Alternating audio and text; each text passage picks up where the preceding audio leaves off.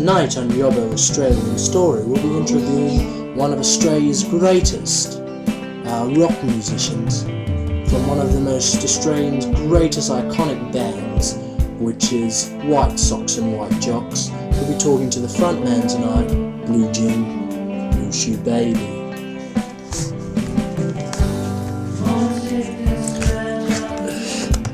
How you going? Yeah, when they first asked me to do the interview, I was kind of like, yeah, I'd like to really do the interview. Running out of money, you know. Been years since I've had the success with the band, you know. We were a rockin' crew. Yeah, well, what do you want to know? I mean, how we grew up, how did I get the name? I mean, how did I get the name Blue Shoe Baby? That's probably the biggest question on everybody's lips, isn't it? Yeah, I don't know, the name Blue Shoe Baby kind of come from, like, when I was a baby, my mum, she used to dress me in blue booties, so I was like known as Blue Shoe Baby from that day, really. And she just like would say to me, you know, Blue Shoe, you just really got these blue shoes, so you know you're gonna have that name. I thought it would be a bit pussy, you know, having that name Blue Shoe Baby and that. So I tried to stop that name, and then as I tried to stop that name, like beating up the kids to that rhythm, that's how I learnt to sing.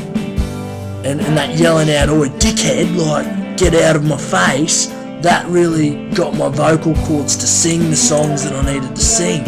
So it's just been an up movement from there. Yeah, you know, we grew up around Nambour, you know, just kicking it around Nambour, and you know, there was a few iconic guys before us, you know, people that, you know, weren't necessarily rock musicians, but they were the people of, you know, people of importance, like Mr. Kevin Rudd, like he grew up in Nambour, and Mr.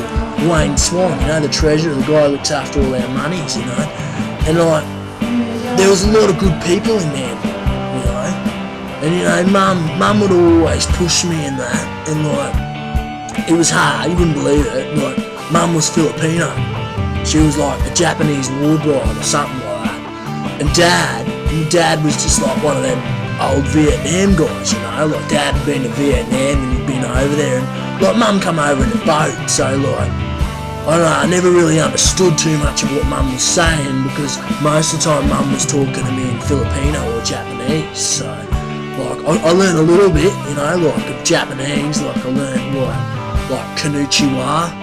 Yeah, konnichiwa means like hello, and like she taught me a little bit of that, and like I used to think maybe my musical talent would come from mum, you know, because like she used to sing this song when she was a kid. She was like, ding dong ding, ding dong ding, oh bing ana to us, oh bing ana to us, oh.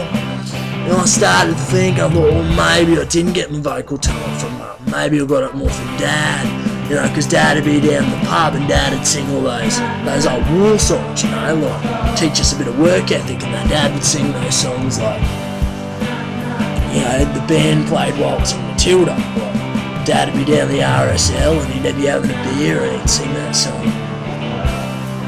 When I was a young man I carried me pack, and I lived the free life of a rover.